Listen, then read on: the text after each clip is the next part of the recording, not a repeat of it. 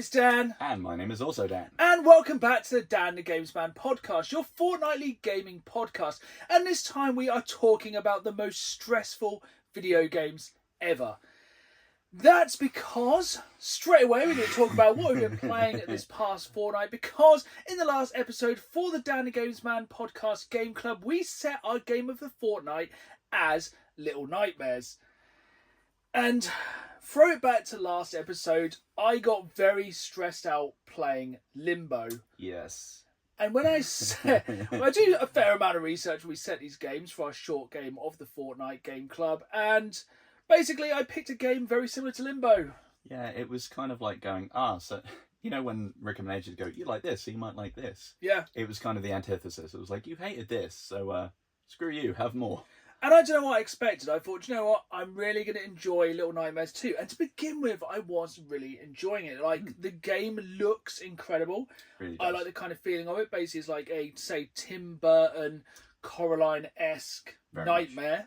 Still that kind of Limbo feel. Slightly more depth of feel to the kind of, like the plane of movement. You can move further back into the environment. Still side-scrolling as such. Yeah.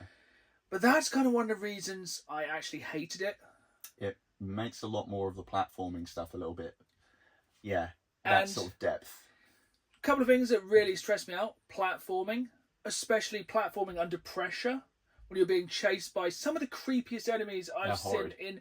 See, I thought it was kind of a low, or maybe like a PG-12 rated game. Yeah, I think is it 15? If it isn't, it ought to be.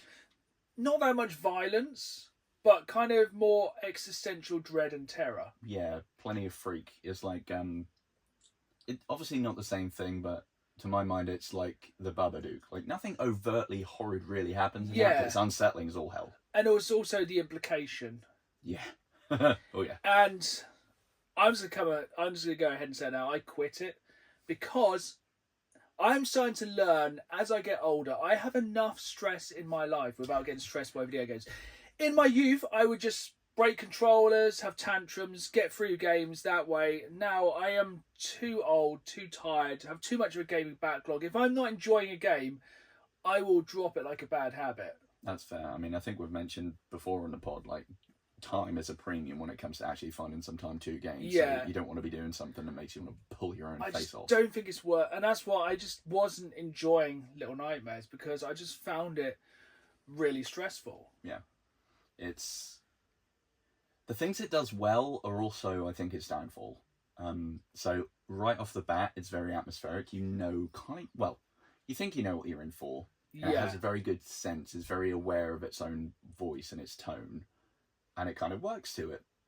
But then that mixed with, like you say, platforming under pressure, and also, unless you fudge the gamma, you can't see dick half of the time. Yeah, it's a very, very, very dark game, which is part of the kind of feel and the entire atmosphere of the game of being dark. But the thing that really killed it for me is, much like Limbo, a lot of the puzzles and kind of a lot of the sections are trial and error, and also instant fails. Yes. You will die a lot. Basically go, oh, I'm going to do this. No, I'm not. Now I'm dead. And it repeats that. And I think it's that kind of idea of just kind of throwing enough darts, you'll eventually hit your target. Yeah. It doesn't. And also, I'm finding more and more, I find myself more invested in very story-heavy games. Absolutely. Again, a lot of the story in Little Nightmares is more implied. Yeah.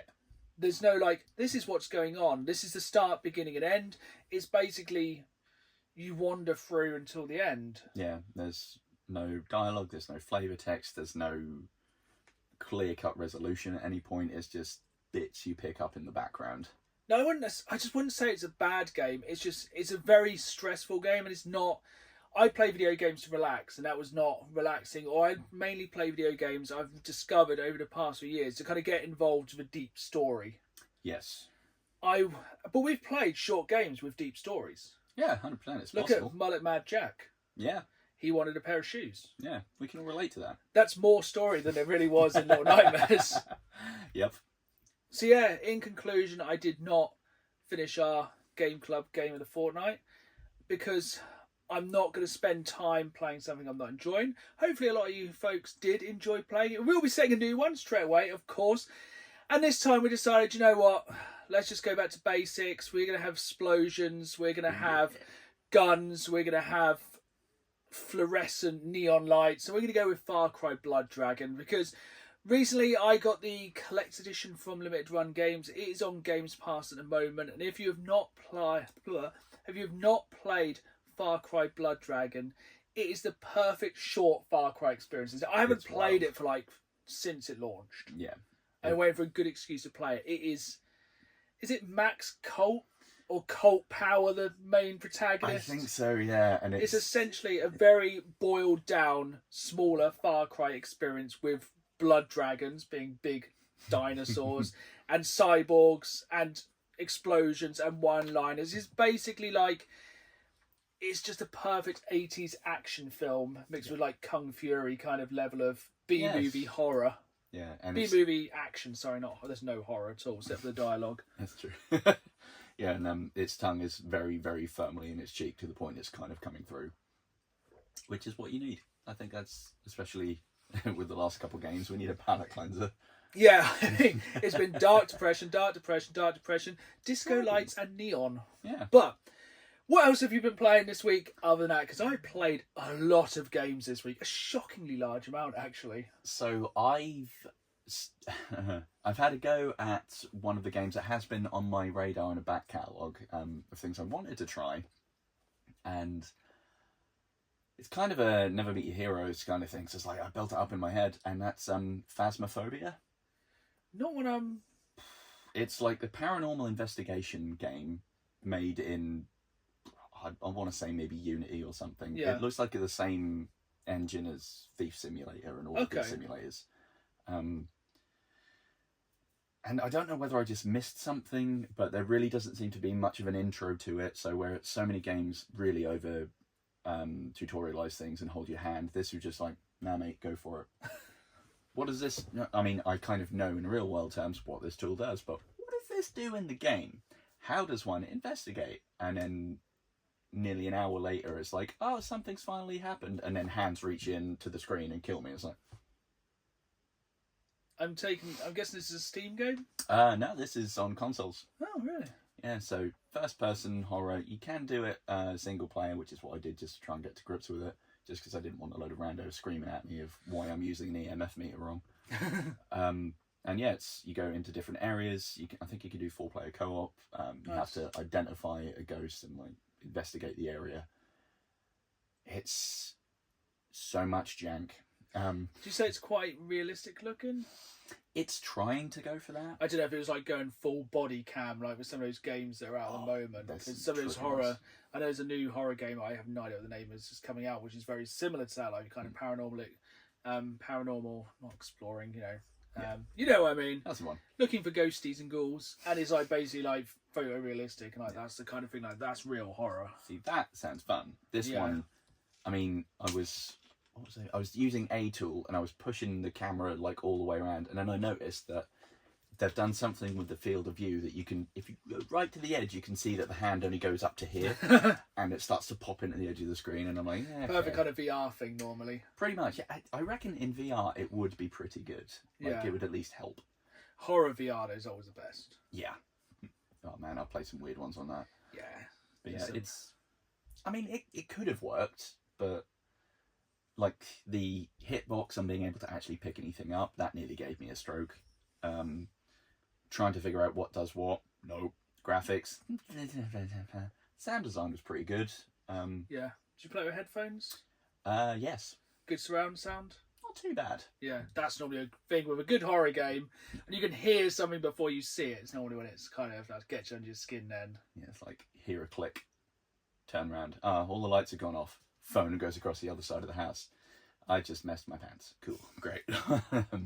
So it's got some of the bits in there, and maybe I'm being a bit too harsh on it, but my first impressions of it were a bit disappointing. Anything else you've been playing at all this week? Still just ploughing away at Expedition 33, grinding around, trying to mop up all the areas that I can. You're nearing the end of Act 2, I think, now, aren't you? I've entered the Monolith, which is fun. I've tried to do some of the danger areas, and they went. There's some good fights in there, and there's some yeah. good optional bosses on the way up the monolith. Yeah, I took out Sprong. Very proud of that. Nice, that is good. Yeah, especially as I haven't uncapped my damage yet, so that was still max. Yeah, because you get an incredible Pictos off him, don't you? Yeah, it's like you always attack twice or something. Yeah. Baller. Yeah, it's a really good one. It's like basically required for end game stuff, or those kind of like danger sections. Nice. Just slap everyone. So you've just been like chipping away at it. Yeah, pretty much. And that's been taking up most of my time, to be honest. So I have smashed the game in this week other than Little Nightmares. So last time we had a podcast, I think I'd started Atomfall. Yes. I finished Atomfall. About 12 hours. Really, really good. I feel like the only things I'd say about it, you can tell it's from a smaller studio and it had a smaller budget. Mm-hmm. There's only about... It reminds me of when Fallout Vegas, the vanilla version, came out. Okay. And it didn't quite feel as fleshed out as you imagined. Yeah. Like, it's essentially, you have a starting area, and you go to Wyndham, like the main town. Then you can go to, like, the forest and the dam, and then you can go to the moors. And then you go somewhere else, which I won't spoil, but that's it. Mm. And it's, I think a lot of people are expecting it to be a lot more kind of open world and a lot larger areas. The areas are smaller and more condensed, but they are more interesting. I think that sometimes. Whereas something like New Vegas, when you was like, here's a train station. What's there? Well, it's a train station. Like, cool. I'll just. It's really good. It's a really good condensed. It reminds me a lot of Avowed, where you've essentially taken like what should be probably. So Avowed was like 30, 40 hours, which was like a condensed 100-hour RPG. Mm. This feels like kind of a Fallout, which has been condensed into like 10, 15 hours. Okay. I'd say the twist in the game is way better than I expected. All right then. Which I won't spoil again. But I do feel like, because at the start, it's very much like you're kind of struggling around to build an idea of what's going on, and it does explain what's going on by the end, so that's really good. And it's lots of like, you can work with people, and you can do some really funny stuff with like there's a bit... Slight spoiler here, there's a bit later in the game where you go to a prison, you're sent there to interrogate one of the prisoners, but you can also then, you can either basically steal the information you need off them and then report back and leave them in jail. You can break them out of jail. So I broke them out of jail and then basically went back to the person who asked me to interrogate them, and they were like, oh, you broke them out of jail. I was like, no, that's just a coincidence. They're like, oh yeah, that makes sense. I'm like, because there's no like stat building in it. It's not like, oh yeah, I just had a really high charisma so I could lie. It's like, oh yeah, cool, I'll take that as just gospel. It's like, so that's kind of one of the things. I think it doesn't have that kind of system. And like, a lot of the other systems are really good, like the guns, and it does really change up for its final chapter. It has some really different stuff. And I feel like, yeah, I probably saw everything there was to see in like the 12, 13 hours. It was very, very good. I do think near the end it gets a bit cheap, as it doesn't really let you play off. It's like, oh, if you do this, this person's just done. Yeah. And you can like block stories off quite easy. Okay. It's like, it would have been fun to have a bit more freedom at the end, but I think it does then bring it to an actual conclusion. But it does have that annoying kind of Fallout thing where it just kind of fades to black at the end, and you have just a couple of like slides going, this happened, and like a picture of something, and this happened because of this. And it's like, I kind of like the butterfly effect of what happened throughout the game, but it's like, yeah, it just would have felt like a bit deep. And it's got multiple endings. Okay. I don't think I'd bother going and getting them all. I did watch them on YouTube. They're not too different, the endings. Is this kind of like Mass Effect's different coloured light ending, effectively? It's not that bad, but it's like basically you can kind of tell, you could probably guess what the other endings would be. Okay. And there's a DLC, which I think is an island. I don't think I'd be jumping into it anytime soon, but yeah, it's really good. And also, I think I said a couple of weeks ago, I was trying to find like someone to fill the Mario Kart world shaped hole, because obviously I haven't got a Switch 2 yet. So I've jumped into Sonic Tag Team Racing. Nice. And it's like, it's good, but it's like when you have, it's good, but it's like we have McDonald's at home. It's like, it's not as good as Mario Kart, but it's what you kind of got if you haven't got a Switch 2. Yeah. It's not a bad racer, but it's just not got that kind of feel of Mario Kart. Yeah. It's because trying. Mario Kart just tastes like Mario Kart. Yeah. Yeah, that's been pretty good. And then finally, carrying on the theme of trying to find more relaxing games. So I said I've done a lot of gaming the past week. I had a weekend and just gamed. It was binge terrific. It was so good. I went for the relaxing, going for Little Nightmares. Thought I'd relax, jump into Resident Evil 4 remake.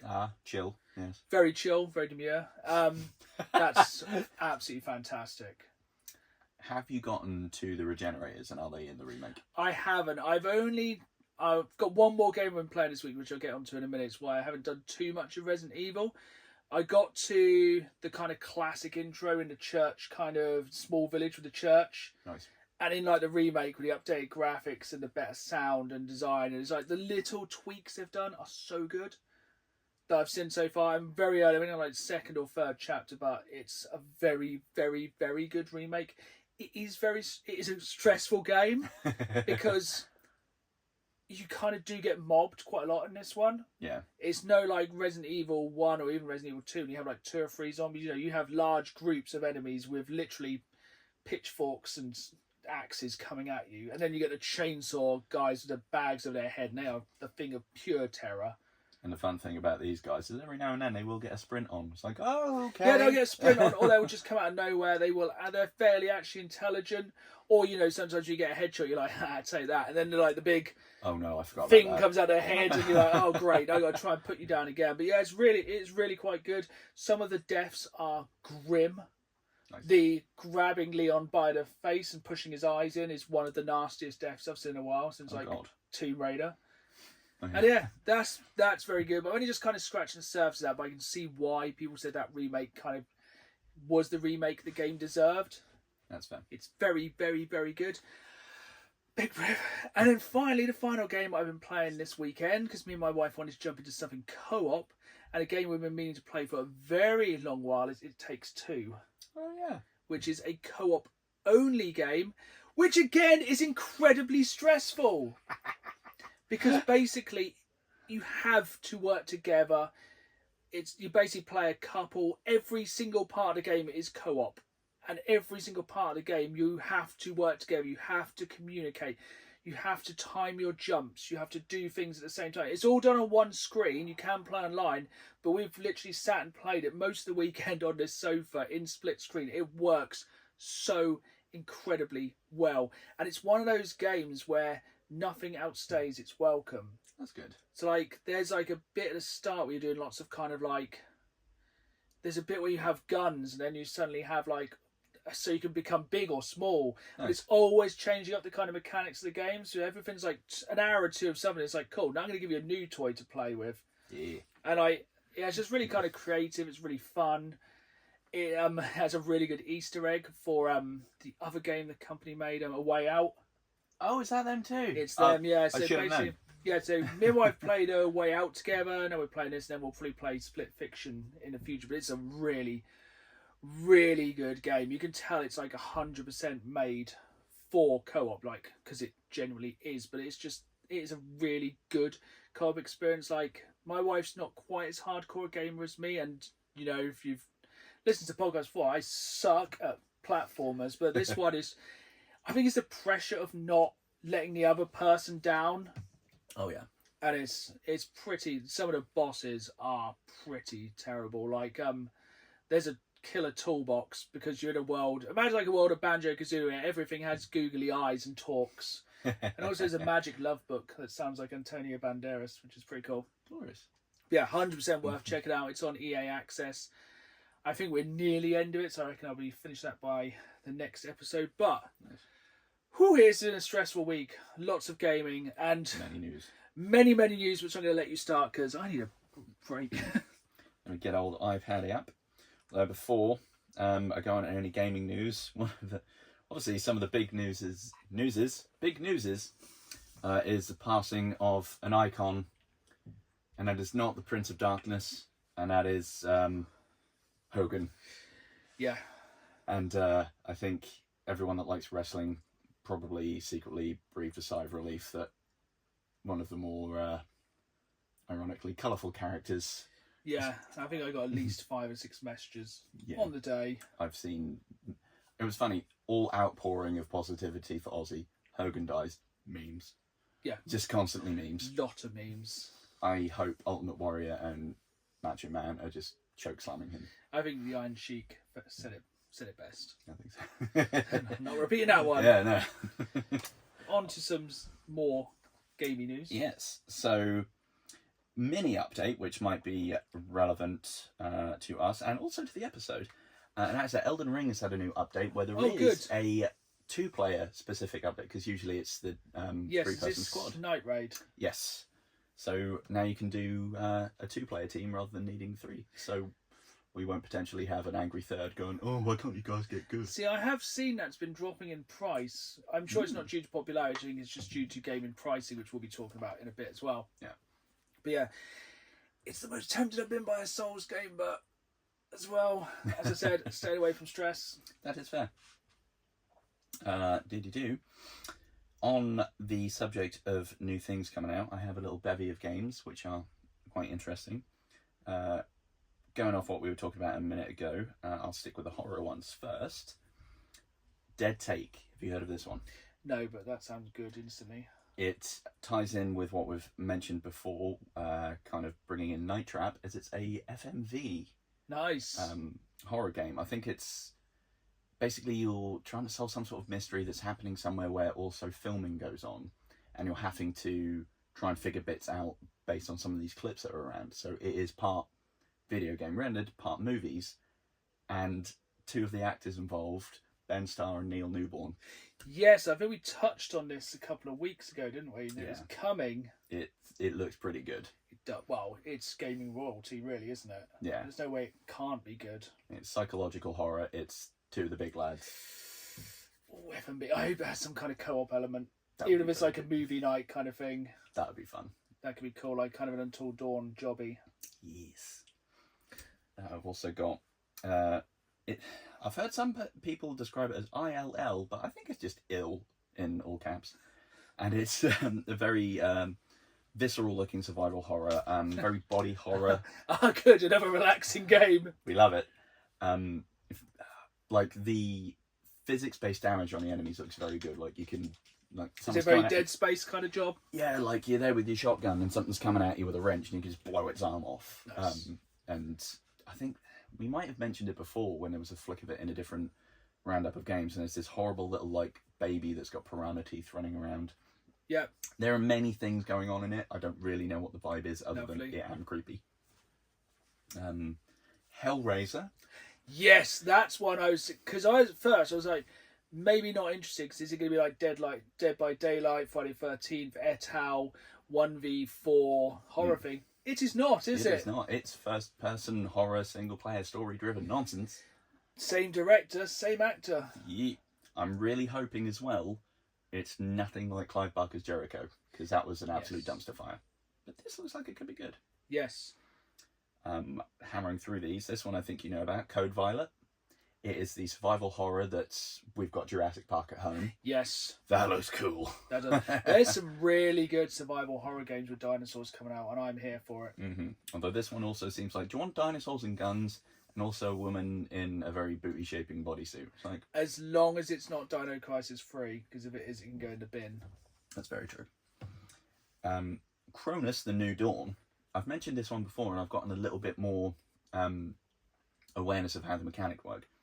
I knew that monsters could merge together in a weird way. Oh yes, I think I have seen this one as well.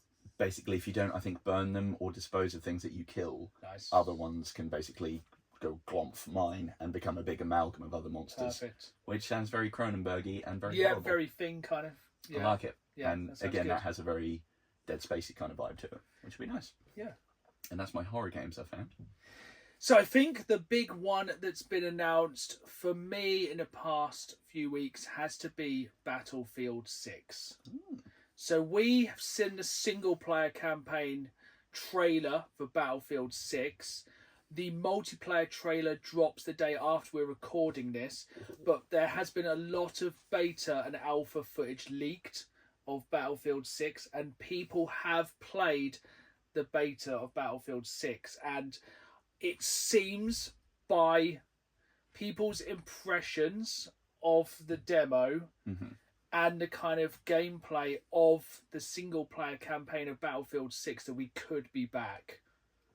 I certainly hope so. Because I think a lot of people are saying now, with the kind of Fortnitification of Call of Duty, like, the Peter Griffin skins, the random... That one passed me by.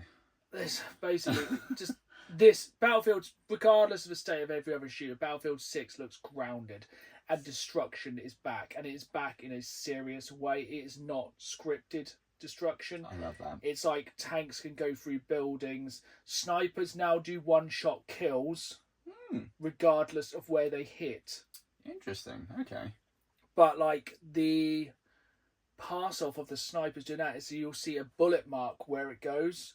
Yeah. Think of like kind of the smoke behind a plane, Yeah. but like for a split second you can kind of then work out what the snipers are. That's good. And yeah, a lot of people have played the demo, and it's a lot of people are saying it's very good. Nice. Like, it does look incredible. There is a lot of leaks, and like I said, by the time this podcast drops, the multiplayer trailers will be out. I feel like it's going to probably be 128 players online. I think it's going to be like 4K, full destructibility, realistic kind of warfare. Nice. I think not going to pre-order because I think that's safe in this day and age. it's EA and they're not going to run out of copies. There's no real reason to pre-order, but No. it looks like what we've all kind of been waiting for from Battlefield, and I think it could be very good. I think we're getting more of an open multiplayer test going soon as well, aren't we? Yeah, I think they're guessing they're going to probably drop. So we're recording this on a Wednesday night, which actually I'm going to turn the light on because it's actually getting quite dark. That made all the difference in the world. Basically, I think they're going to do the multiplayer trailer tomorrow, and I think they're probably going to announce an open beta. Nice. That'd be good. So yeah, hopefully by the time this drops, more people can play it, but we have so much news to get through this time. So in the traditional sense of whenever you record a podcast, straight after the podcast last time, they dropped the trailer for Mortal Kombat 2. That looks sick as hell. So I'm sure a lot of people have already seen the trailer by now. Carl Urban as Johnny Cage. Johnny Cage. They also dropped the kind of parody trailer for the Johnny Cage movie. Cage Fury or whatever it was. Looks incredible. I'm well here for it. Like, I think the more recent Mortal Kombat film was very good. Mm-hmm. I really enjoyed Kano in that film. Yeah. And I enjoyed the entire feel of the film, and I think that was good. And I think that's going to be a really good film. Yes. I have a good feeling about that. October? I think it's pretty soon. Oh, okay. But it's not the only video game movie news. They now have a cast for the Zelda movie. Oh, damn. Hit me with it. It's two kind of relatively unknown actors and actresses. That might be for the best. So, but I feel like with Nintendo, they probably won't let anyone touch their baby unless they would probably do a DC Catwoman and just... Was it Catwoman they just binned the entire film off? Batwoman. Batwoman, yeah. I think basically Nintendo would probably use the budget for the Zelda film. If they don't like it, they will can it. Yeah. And then the final kind of video game based news, Nintendo have trademarked the name for a Donkey Kong movie. Which, after the success of Mario Bros. Film, I can see why, because basically just get... Printing money in it. Who played... Chris Pratt. that was the only thing I have against that film. Chris Pratt as the voice of Mario was kind of dumb, but Seth Rogen as Donkey Kong was incredible. That works. And yeah, I think just more Donkey Kong, especially with kind of the success of Donkey Kong on Switch 2. Yeah, that's fair. Which brings me on to one more. I got so much news left to go. That's just a really good segue into this one. Have you seen on TikTok the guy who bought a copy of Donkey Kong Bananza? I don't know how you pronounce that. That's a mouthful. Yeah, so basically he bought his new copy of the new Donkey Kong on Wii U. And if you're an old school gamer like myself, you'll know that originally when Donkey Kong came out on the N64, it had a yellow cartridge. He was like, this Switch game should have a yellow cartridge. He then proceeded to paint his cartridge yellow and then put it in his Switch 2. And it got stuck and broke the entire system. Let me guess, he tried to return it and was complaining? I think he just went on TikTok and complained, really, and no one was surprised by the fact that broke his Switch 2. Because I think the Switch 2 is not in any way, shape or form modular, so it's all one unit. So as soon as you broke the thing that reads the cart, it broke the entire console, per se. What a moron. But my not- also, Jesus. that's pretty stupid. But also, should have been yellow to begin with. Have you got any more news? I'll take a breath for a minute. Well, speaking of the Switch, this is kind of a 1-2 punch, as it's one of the new games that's, I think, it's already out. And Legends of the Shire, I think it's called, looks absolutely terrible. Yes, I think I've been seeing it's getting like 4 out of 10s and stuff. And somehow, even though it looks like a PS2 game or like GameCube era Harvest Moon, it's not playing properly on Switch 2. It's just poorly optimized, and it's just like nope. And just everything about it as well looks terrible. And it doesn't look like it's at all accurate to the source material, which can't believe it. Non-accurate. Yeah. Tell you what, the number of Lord of the Rings games that kind of flies under the radar that no one cares about. I reckon we could probably make a whole episode on dodgy Lord of the Rings games. But I think I need to jump into my PlayStation news because we spoke the other week. Like, PlayStation haven't really done a lot this year. They've done many things. Hold my drink is what they did. So, big breath. So recently it's been reported that PlayStation first-party exclusives are down 70% since PlayStation 3. That tracks, unfortunately. Because, once again, another future episode will be the dead franchises of Sony, because there's so many games. But yeah, that's what I mean. This year you've got 3 or 4 big first-party games coming out on PS5, and that's about it. I'm struggling to think of any other than Ghost of Yota. I think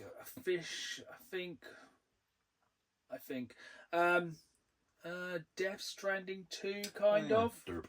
Which then leads on to my next story. The biggest selling game on PlayStation for 2025 so far is a 4-year-old Xbox game. Is that Forza? Biggest selling game on PlayStation for 2025 is Forza Horizon 5, selling 3 million copies, which isn't even that many. In the grand scheme of things, actually, no. Not for a video game. For like Cancer Monster in a year, yes, but video game sales one of the largest consoles of all time. No, which is crazy.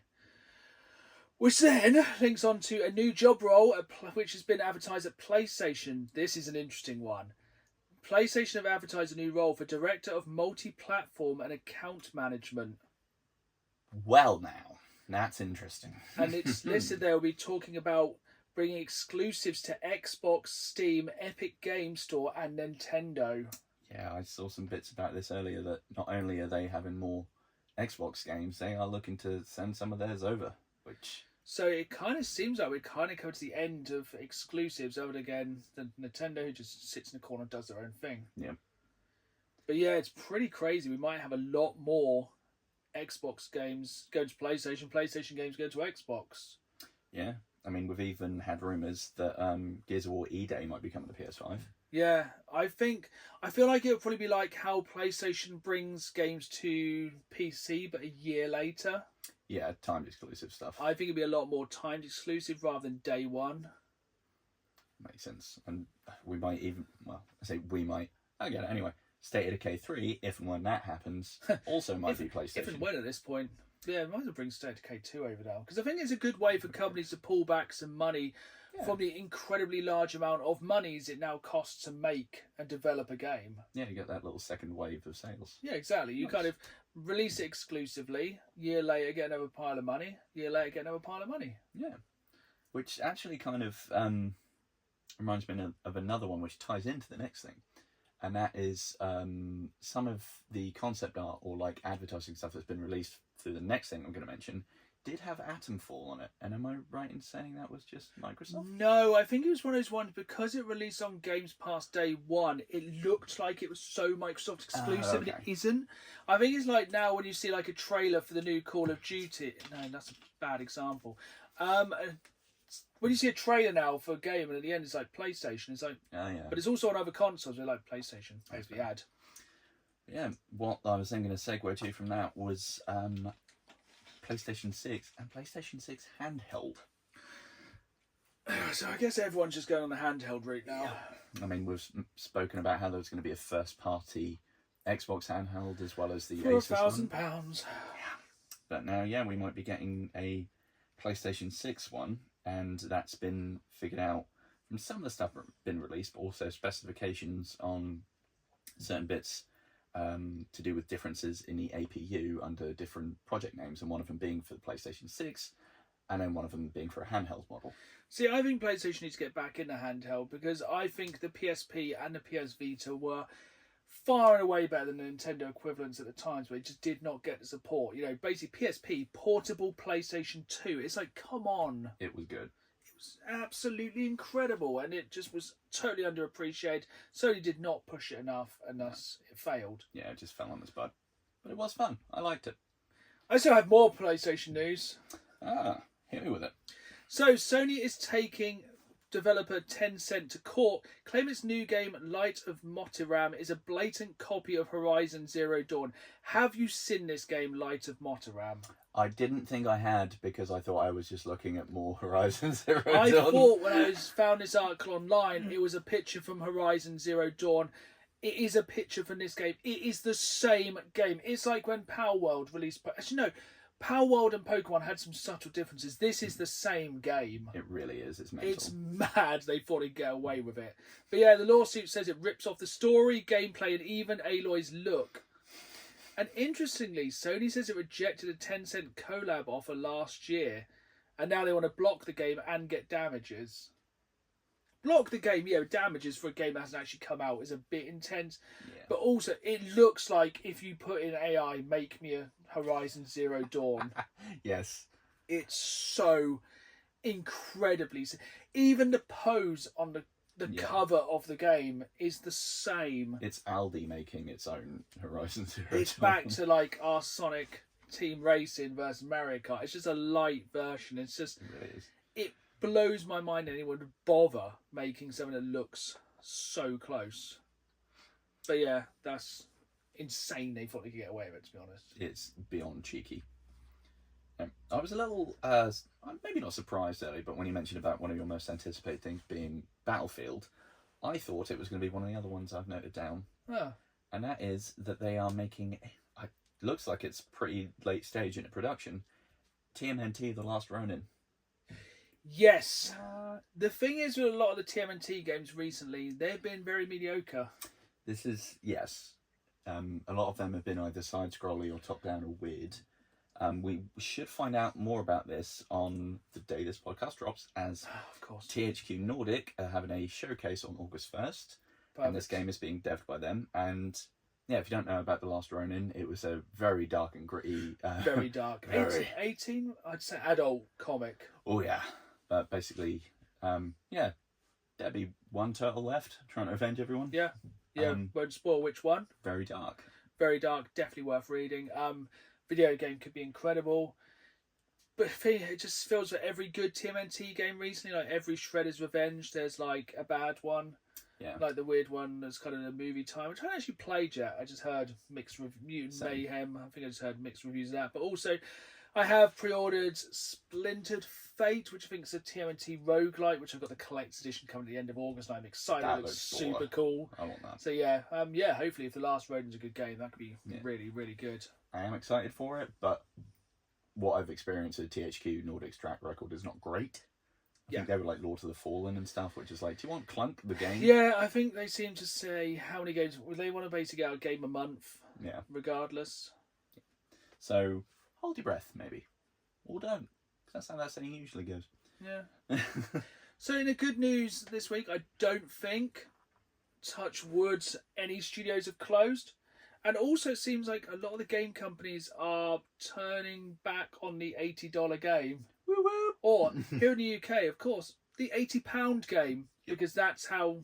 Yeah, we don't... That's how economics work. Yeah, conversion rates, who needs it? Just use the same number. So yeah, Xbox confirmed the Outer Worlds 2 will not cost $80, nor will any Xbox game this year. And I think Sony have also done it. And Nintendo once again have gone, Okay. And it just sat in the corner, and Mario Kart World is still 80 quid.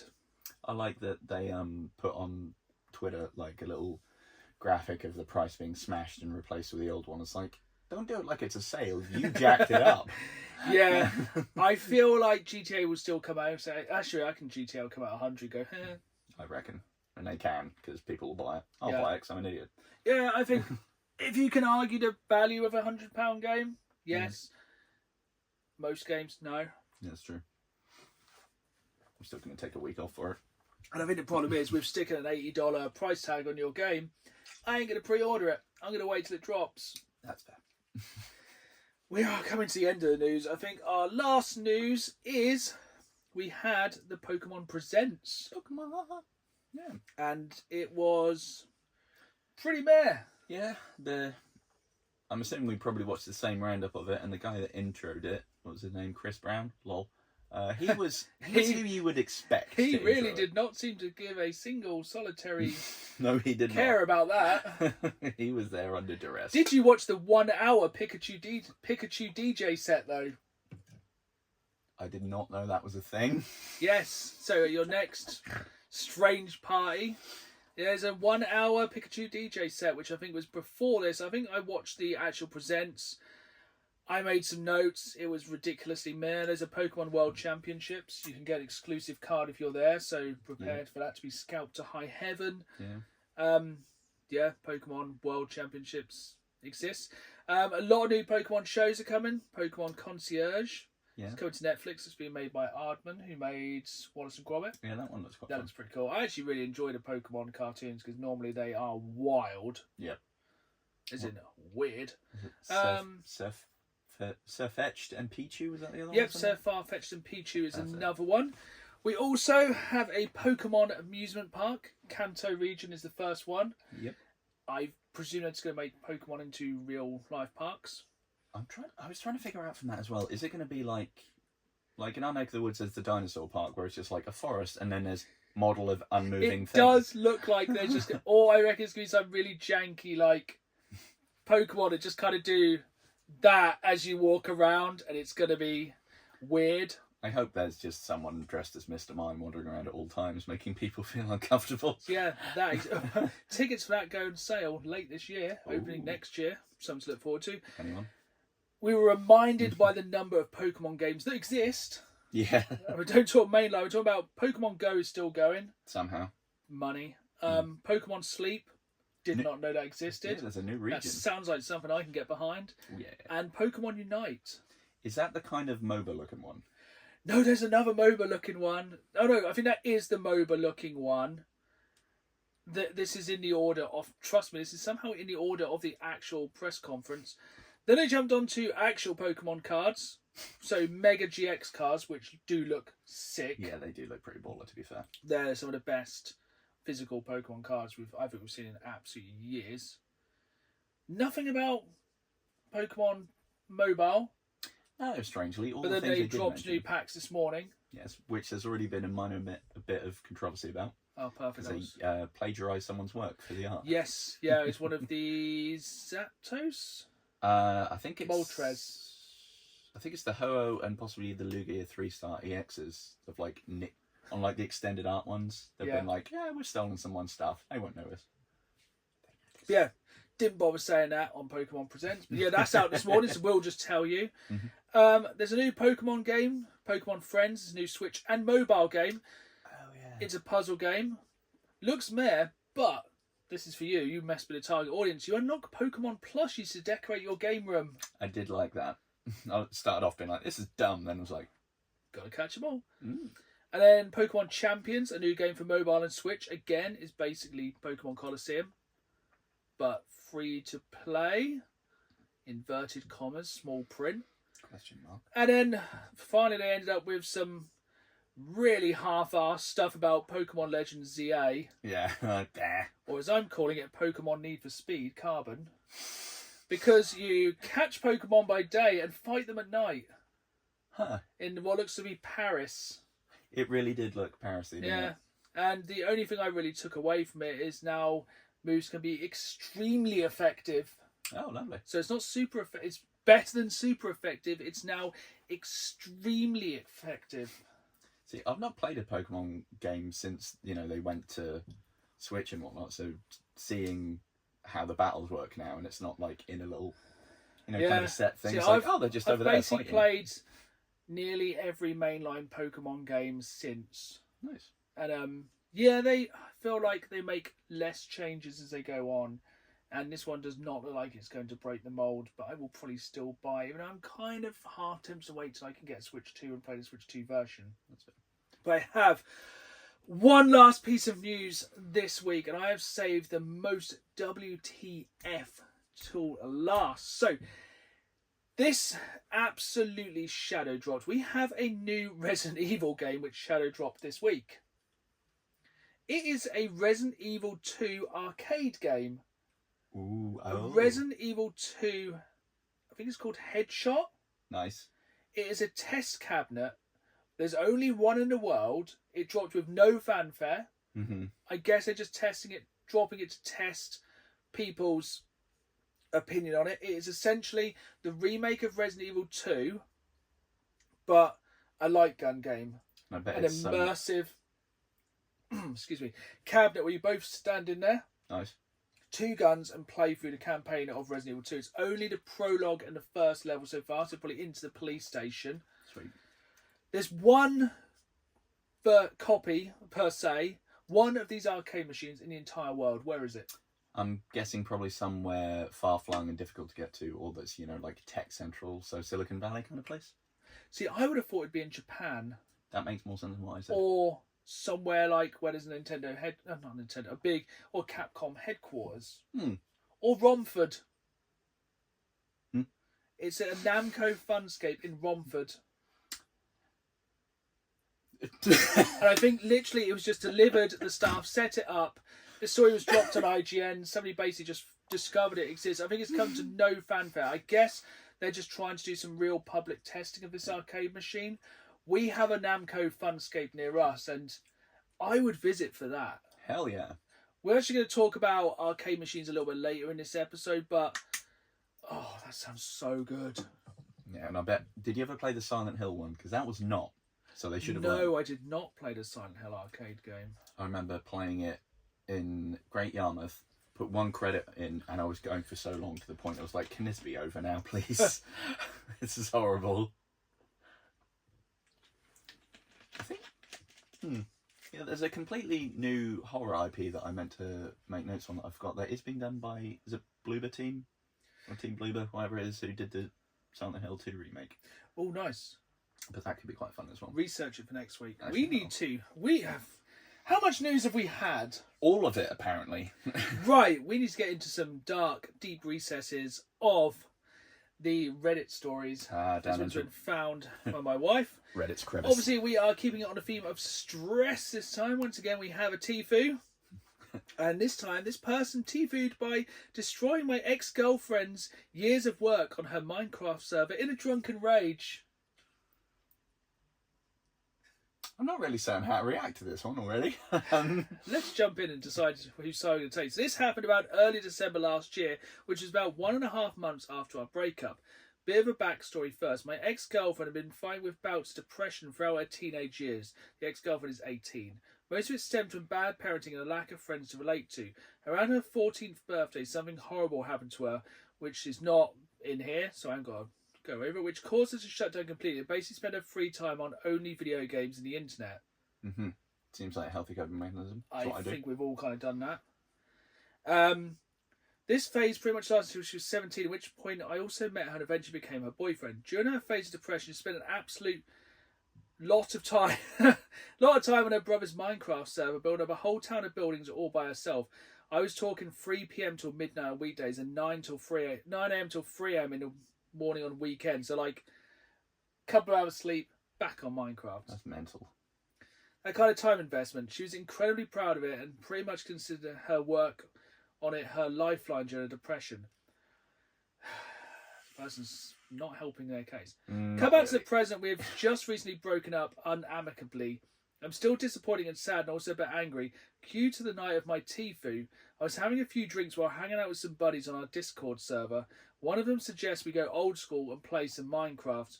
We all agree, so I boot up the game for the first time in months. Suddenly my drunken ass spots a server still saved in the browser. Her server. I immediately explain in a drunken state, "Oh lol, looks like I have her server here. I wonder if we still have elevated privileges." Cue cheering on by my buddies as I load into the server. Indeed, I was still marked as a mod on the server. She had probably not been online to change it since then either. Fueled by disappointment, alcohol, and my buddies' crackling jokes about her, I decided to grief her town, the area she was so proud of and had spent countless hours of solitude on. Okay. This is going to go bad. Her server was pretty vanilla, with a very lax rule set. As mod, I was able to remove blocks as well as spawn and detonate TNT.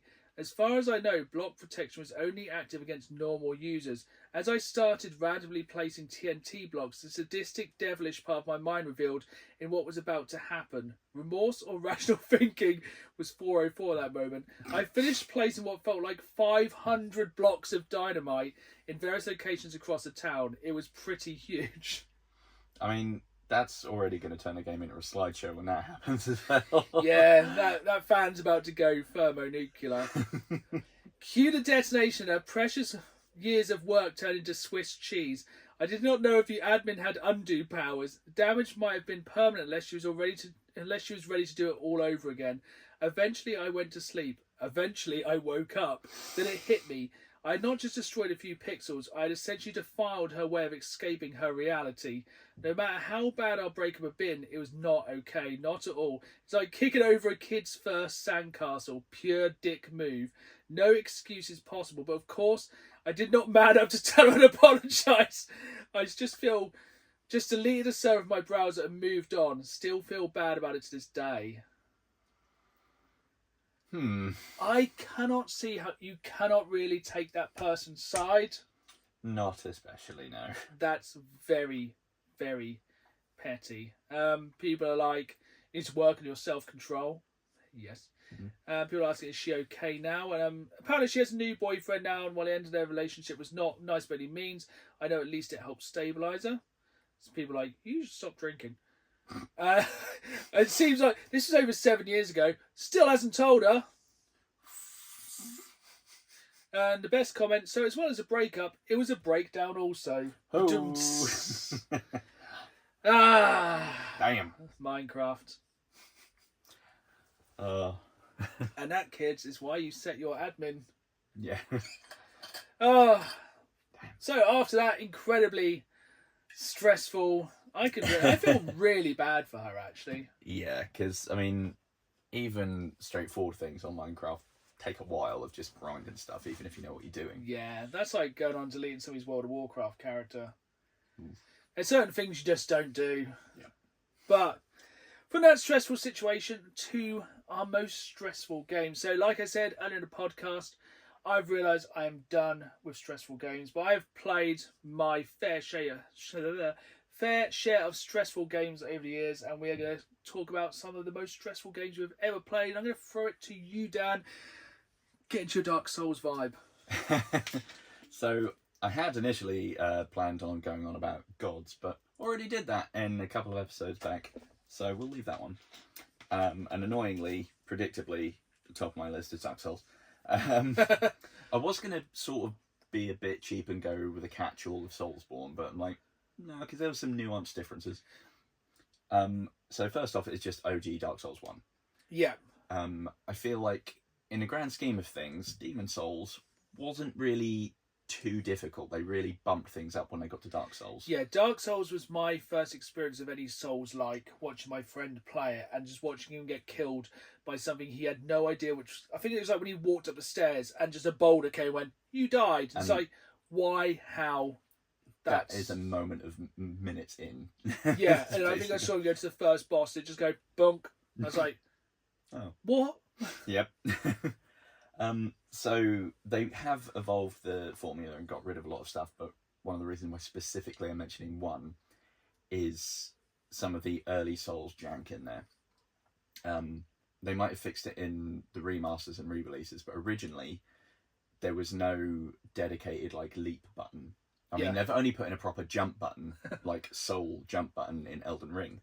But when it comes to Dark Souls, you used to have to hold to sprint and then quickly release and tap again if you wanted to do a jump. Oh, that must work so well. Yeah, and when they insist on putting in really fidgety platforming in Souls games, it's like, well, I guess I'll go die. What is the infamously annoying platform? Is it the bog or something. I mean, Oh yes, it's like the way you can fall. Basically, if you mess up a single thing, you fall to your death. Yeah, I'm trying to remember. I know the one, like the horrible shanty town where Yes. like the frame rate drops I to think one it's a day. infamous for sucking.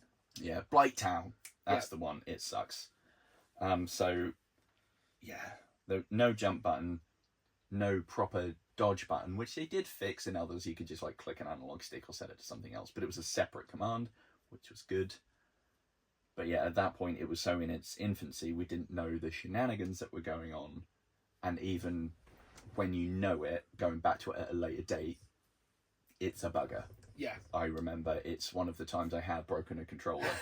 And in a weird way that I'm impressed at myself at, because I think I might have mentioned on an episode before, it had a little bit of stick drift anyway, and I was just about to twat a boss. Ooh. And my character just went, what if I walk over here? Completely whiffed the attack and then got smushed. And I punched the controller, and the analog stick, you know, the round analog stick, cut open my knuckle and then just like cracked the controller. I was like, maybe I should walk away right now. Yeah. So, yeah, Dark Souls 1. Fun, bit of a cockwomble. So, kind of going off what I said earlier about playing It Takes Two. Yes. I think sometimes stressful games are more stressful in co-op because you're letting somebody else down other than just yourself. And that's why I'm going to talk about Overcooked.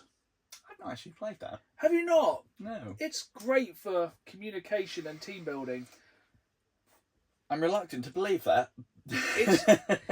So imagine working in a really busy kitchen with just two people and trying to communicate, and everything's on fire and boiling over, and the washing up's piling up, and you're driving down a freeway and you have to jump between two trucks and everything's on fire and it's timed and everything is on fire. It's consistent bull. It's just it is trained to wind you up, and it's just like, you have to do everything in such a particular way. Get your plate, get your chalkboard, chop, chop, chop, put it on the plate, then you put something on the boil. And if you forget, and the way you're meant to do it is get somebody else to do the thing of the job, and you have to do it all together. It's only, I think I've only ever played it in 2-player, but it's so hard. So if you do not communicate consistently, it will go wrong. Yeah. It is one of those games which is specifically made to go wrong. And it's very, very stressful. It sounds it. I think I might give that one a miss. Yeah. It's a very, very aggravating game. That's fair. So, cheaply... Dark Souls 2. Yes, specifically 2. So, Dark Souls 2, I think if I remember, didn't have the same guy at the helm as the others. So, did have a slightly different feel. Yeah. I still kind of... A lot of people don't like 2. I like 2. It is very clunky and slow, but it has a nice heft to it. However, so many of the bosses were just variations of armour. Thing in armour, large suit of armour, several guys in armour. And specifically, one of the bosses in the Sunken King DLC is like the epitome of Dark Souls 2 bull. And it's what's just referred to as the Gank Squad. It's 3 high-level, like, summon enemies come in and you have to deal with them all at once.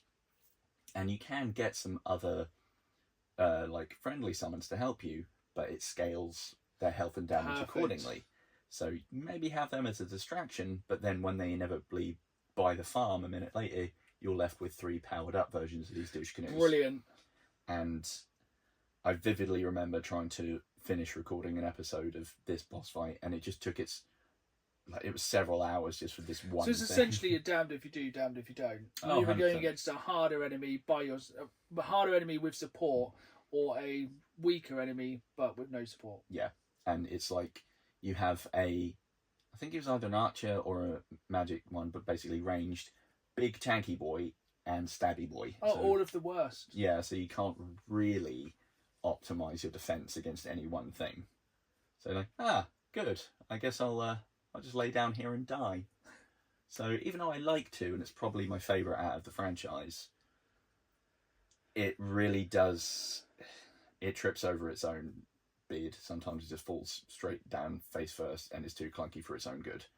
And the amount that I ended up screaming at this one particular one, the only way I could salvage the footage was just doing smash cuts, and I think I put it to in the Hall of the Mountain King, so it was at least vaguely amusing, rather than just watching someone's slow decline to madness.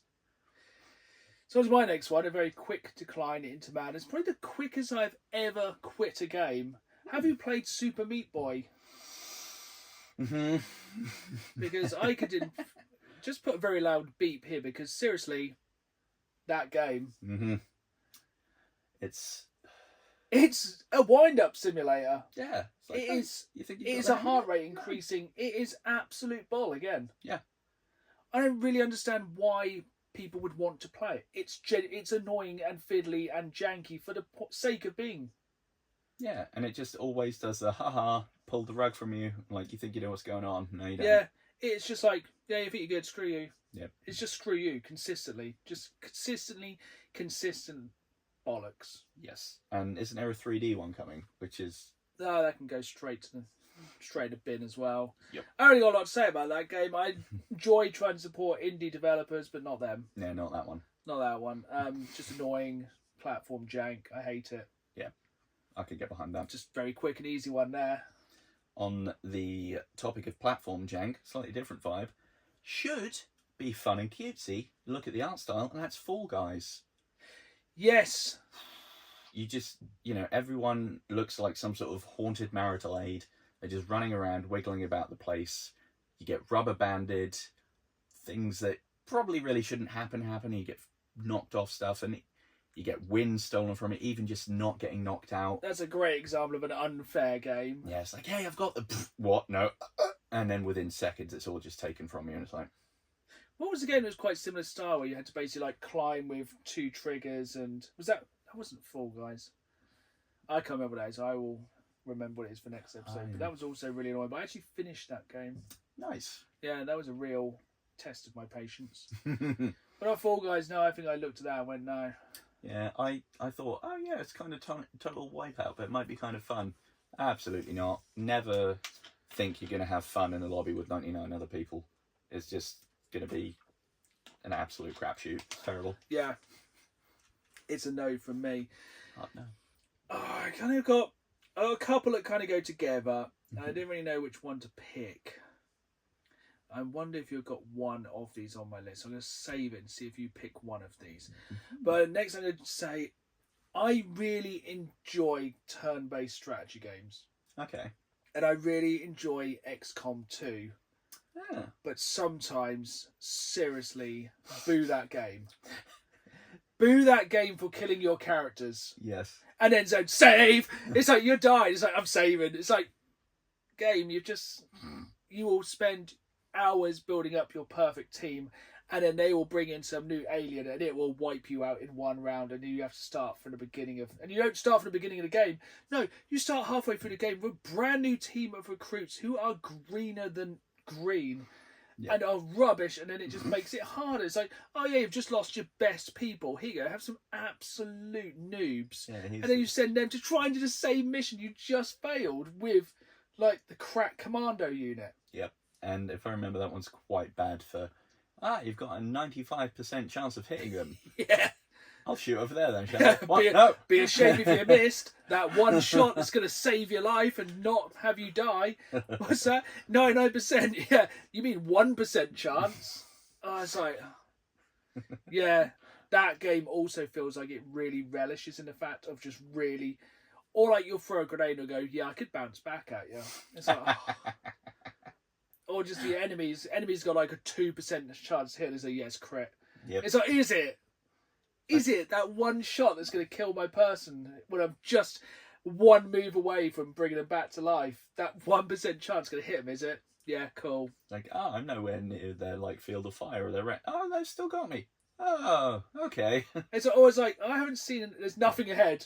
You're walking out, no cover. Oh, there's an entire battalion of... Oh, yeah, okay. They've spotted you from cover. Oh, yeah, right, that's fine. Oh, they're on over... There was 5 enemies on Overwatch, was it? Okay, cool. It's a real eat and grin kind of game. It's like, okay, cool, yeah. That makes perfect sense. I'll just turn my console off now and go outside. I'm just going to go scream into a pillow. Yeah, fantastic game. Annoying as hell. Yeah, that's fair. That's the general vibe I get from it. Yeah. Yeah. It's a real ranty one, this is. Oh, yeah.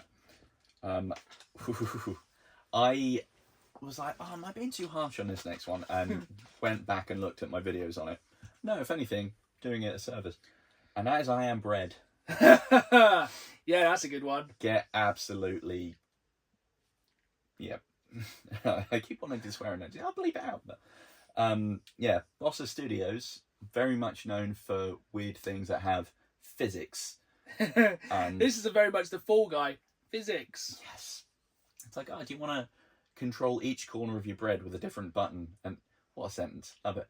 And it's flip about and you've got to make it across the room and toast it. How hard can it be? Right? Yeah. And your toast has a grip meter. Again, at this stage, why not?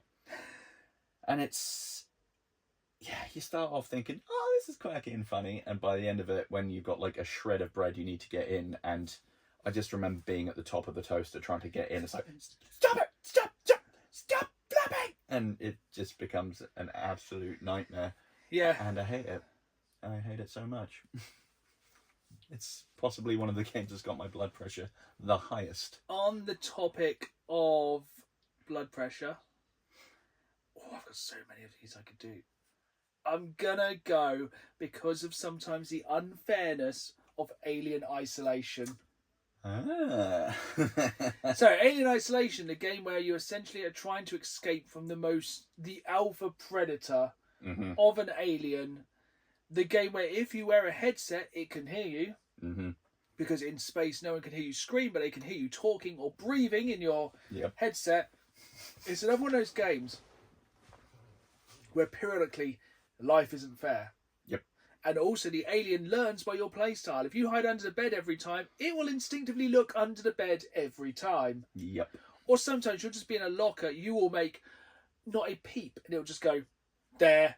And it will just know, won't it? Yep. It's like, they're in the locker. You're it's there. like, how? Smells like bitch. But I've had it before where it has ran across the level like its life depends on it and just ripped the locker open for no good reason. Yep. It's like a kid that wants to know if there's games on your phone. It just sees you and it's like... And it's like that same thing as like we said earlier with Little Nightmares. It's just an instantly does you. Yeah, just... Yeah. It's an instant kill, and it's got that thing of constant dread because the alien is only always there. And it's only very late in the game you can do jack about it. Yeah. Because 80% of that game is runaway simulator. Yep. And then usually you run away into one of the synthetics. It's like, we also want your blood. That is a game. Yeah, that game is just continuously out to kill you. So I was going to say about Outlast. Is that on your list? It isn't actually, strangely. That is another game where everything is out to kill you and it is horrific all the time. I think I repressed that from my memories. Yeah, that is a horrific horror game. It's another one of those ones. I think any horror game is infinitely more scary if it's in VR or you have no weapon. Yeah. And you have to, use the night vision on a camera and the batteries are the least efficient batteries on the planet. Yes. Yeah, because especially in Amnesia where you're like, I can't see anything. I'm going to have to just run with my night vision off because I can't charge the batteries. You'll get someone go, right, am I safe? Light comes on, it's there in your face and it kills you. Oh, hi. That game, that's a stressful game. And I'm just going to chuck one more into that kind of general ball bag of stressful, we're going to kill you for no reason. Have you played any of the Amnesia games? I have, yes. And again, oh my God. Games that literally you have an insanity meter where if you get too scared, you die. It's hard. They're hard to navigate. They're stressful. You're constantly hunting. Do you ever get weapons in Amnesia? I can't remember. I don't think so. Not at least as far as I got before I went, do you know what? No. No, that was one of the very few. For another game on Steam, I played like half an hour, went, nope. Mm-hmm. But yeah, basically any horror game without weapons, nope. That's a hard no. That's you.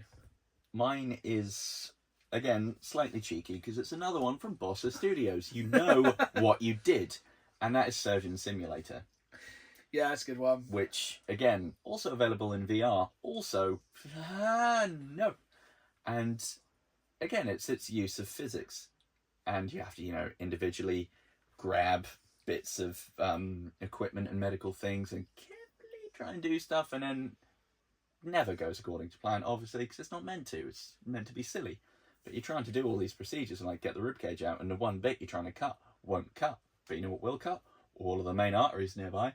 It's like, oh, can I get the head off? It's like, no, but you can grab his eye repeatedly. Can you not? Maybe. I'm aiming over here. No, you want his eye. No, I don't. You want his eye. Stop it.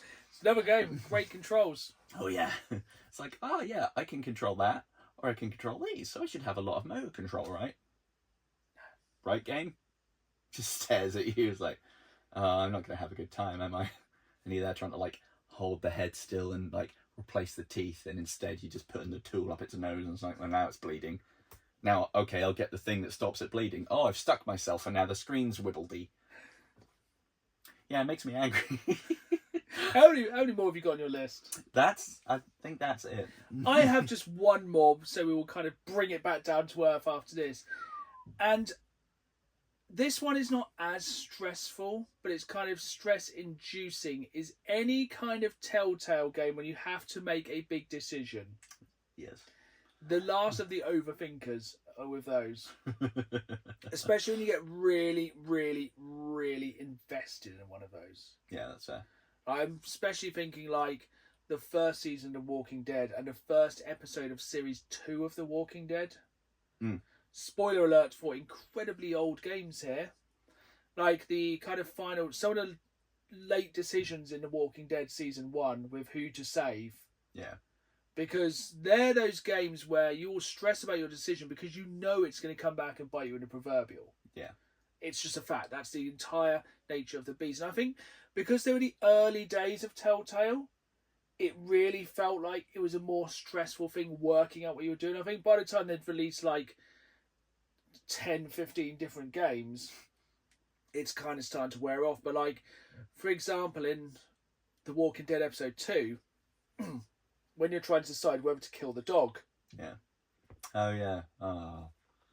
That's a horrible repressed memory, isn't it? Yes, it is. And this is in the first first half an hour of playing The Walking Dead Series 2, Season 2. So you've kind of had Clementine basically leave Lee to die, which is grim. Again, spoiler for a decade-year-old game. Then you start this next one, you find a friendly dog. You're like, oh, that's nice, isn't it? It's like, if you don't share your food with I think you're damned if you do, damned if you don't. If you share your food with a dog, it likes you for 5 minutes and tries to kill you for more food. Perfect. And I think if you don't share your food with a dog, it just tries to attack you. You basically end up having to kill the one thing she's found she loved in the first half an hour of the game. And I think it's just all downhill from there, really. Pretty much. Yeah. It's not a game you go to for the feel-good vibes. No, don't get me wrong. It's probably the lowest level of stress. Yeah. That's I don't know, an eye test level of stress rather than an A-level exam level of stress at the top. I mean, I don't know. I don't like the puff in the eye thing. That's pretty stressful. Yeah, no, that's a low level of stress, but I still think they're very stressful games. But if you're watching on YouTube, please comment down below your most stressful games. If there's any we've missed off the list, we probably have repressed. Yeah, more than likely. And we're going to move on to the final part of today's podcast because it has been a long one. Yes. And quite an angry one as well. And we're going to go on to questions from you listeners and viewers. So remember, you can watch this on YouTube every other Friday or listen wherever you find podcasts. And we do always put our posts on social media. Just find Dan the Games Man on Instagram, Facebook, all that gubbins. Because I'll put a post up asking for your questions. And our first question this time comes from Maya Emily 2925. So if you've been watching me on YouTube, you'll know I hunt for Steelbook video games because I think they are the sexiest version of video games. They're pretty great. And Maya Emily has asked, would you ever do DVD Steelbook hunts? Interesting. So I think I only really hunt for video game steelbooks due to space. That's fair. I feel like when it comes to collecting, and this is going to be a much wider, I'm going to blow this question way up further than it's probably meant to, so apologies. Like that Minecraft world. Oh, too soon. When it comes to physical collecting, I only have so much space. And I feel like I'd rather kind of keep a physical collection of video games because they are harder to go back to than a lot of physical movies. Mm. Of course, there are exceptions to the rules, but say for a game on the PlayStation for the 90s, it's easier to go back and find a film to watch online from the 90s than a PlayStation 1 game. Very true. Or obviously there's massive exceptions to the rule, and that's basically the reason. It comes down to space. I think if I had like a stately manor and I could have like a library of DVDs, Blu-rays, stuff like that, I would go for the steelbooks. I think growing up I always wanted to have like a big media room, you know, you could just have like your own cinema, like your own like Blockbuster. That's cool. Of just physical stuff. And of course physical is and always will be the way forward, but unfortunately, especially when it comes to like steelbooks now, it does come down to space. Because would you say you still buy much physical media yourself? I'm trying to think of the last physical game I actually bought. That's probably Pacific Drive. Yeah. And that was tail end of last year. And then before then, I don't remember the last physical I bought. So, yeah. Yeah.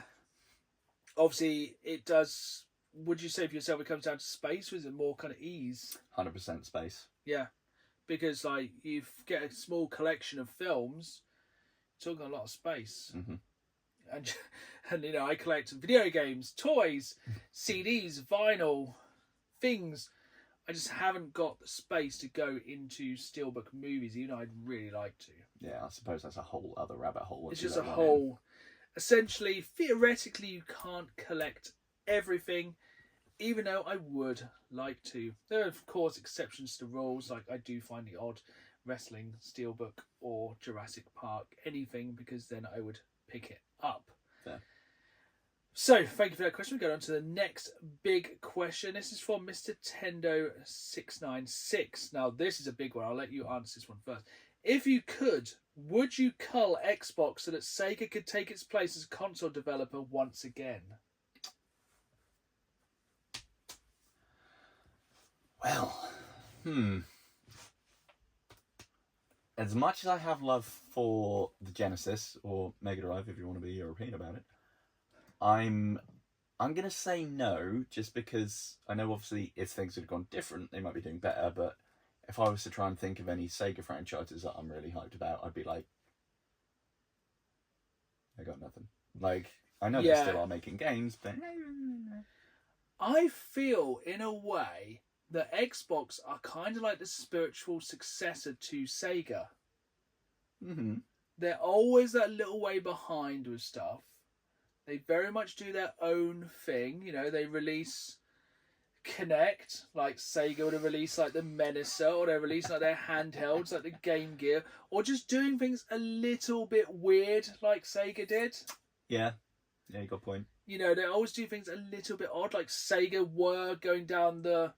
This is a real niche thing, but Sega were going down the thing of having like, even back on the Mega Drive, of having like online stores for games and online browsers for downloading stuff. Obviously with the Dreamcast, they were really leaning on like DLC and internet connection, stuff like that. It did kind of feel like basically Sega walked so Xbox could fly. Yeah. I feel like it feels like the natural progression. True. And we all remember that Genesis does. Yeah, exactly. 1 in 10 don't. And then it just... I think in an alternate multiverse, you could probably just put Sega on the Xbox. Yeah. Yeah, you make a good point, to be fair. You know, I feel like they're so similar. Yeah. But it's hard to say, like, it's hard to... I expect, say... Because Sega do still make games. Yeah.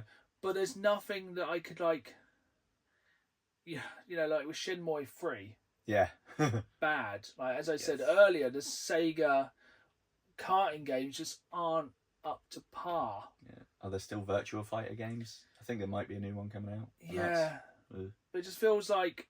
I don't know, I just don't think Sega ever jumped enough. Or just... I don't know. But I feel like probably not. Yeah. because I feel like Xbox is there to kind of keep everyone else in line, to stop PlayStation from like releasing one game per year, and to kind of give an alternative. And then it's just, once again, theme of the episode, then it's just Nintendo. Just do what they want. Yeah, I'm just bimbling around in the corner. People are like, he's harmless over there. But yeah, I don't know. I feel like I do love Xbox. And I feel like the things that Xbox have brought are so, for everything Sega had, you kind of have their Xbox exclusive, except for that big Sonic. Yes. If Xbox had like their big mascot platformer, which they've tried multiple times to have, I think they could have done better. But for every like Sega Rally, you have Forza. For every like Jet Set Radio, you have one of my favourite games. I can't remember the name of an Xbox. And yeah, I just feel like it was a natural progression, really. Yeah. It was unfortunately just evolution, and Sega went extinct. Yeah. Hot take, but it's what we're all about. But one thing that Sega were always the kings of, and still are to this day, was the arcades, which brings us on to our final question this time from a fellow collector and good friend of the channel, Rob Dean. So, this is a multi-part question. So, what's your top 5 classic arcade games that had home releases over the years and deserve a latest gen update? So to give you an idea, his would be Tapper, Space Harrier, Outrun, Space Invaders, and Asteroids. But he'd said just switching them to first-person views. So like, imagine with Tapper... Oh, no, I broke the computer. Tapper running backwards and forwards along the bar to barman's view, chucking drinks. I think that'd be really cool in VR.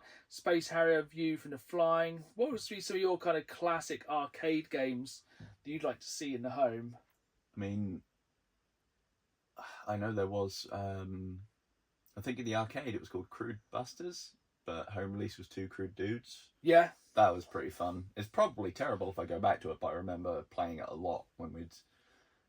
my dad used to take us to Speedway a lot, and like if I got bored and went off, and there's one place in Milton Hall, they had like 3 arcade cabinets. One was that, one was a weird Captain America beat 'em up, and the other one I can't remember. That's been trash. But I'd play them a hell of a lot. Yeah. So they were quite fun. So nice update. Maybe the people that have done Streets of Rage and Shinobi, like yes. bring Two Crude Boot. You know what I'm saying? Bring that back. We got you. I think for me, it would be a lot of the licensed games that never got home releases. Like, there were some incredible, as a Jurassic Park fan, Jurassic Park arcade machines. There was a really good light gun game for the original Jurassic Park. There's a really good Lost World game. There's countless really good Jurassic Park games over time. The same goes for Star Wars. Some of the Star Wars arcade machines are absolutely incredible. Like, especially some of the newer ones. Like, there's the big Star Wars one, which is like encapsulated in a big pod, where the entire screen is like you're flying a TIE fighter, but it's like a 1080 screen, but like above as well, so it's literally you can look around. It's like really immersive, and I feel like that, and just kind of what I wouldn't give for a VR version of Time Crisis 1, 2 and 3, and just basically the mirage, the absolute barrel load of good light gun games that were in the arcades that either didn't get a home launch or are just basically unplayable now without a CRT TV. Yeah. And I really think that could be a way to really bring back VR. Whether it's like if you're playing VR in a virtual arcade, which I think there's a lot of games that have done that. You can play virtual arcade games within VR, because then you don't get the kind of shakiness and look at the screen, because you can basically stand in front of the screen. But yeah, light gun games work. Like playing Arizona Sunshine on Quest. Yeah. VR light gun games would work so incredibly well. That'd be great. Yeah, because there are things like, was it Arcade Paradise? Just proves you can have a video game about playing arcade video games. But yeah, do that. So maybe you move around free roam within a virtual arcade, and then you play virtual arcade cabinets that are like emulators of classic cabinets. Yeah, don't get me wrong, we had some really good home conversions, especially back on the PS1. Like you had Point Blank, Time Crisis, Time Crisis Project Titan, some of the really good games there. And they kind of had some of the really good light gun games on the PS2 and even the OG Xbox. Then it kind of died. Mm-hmm.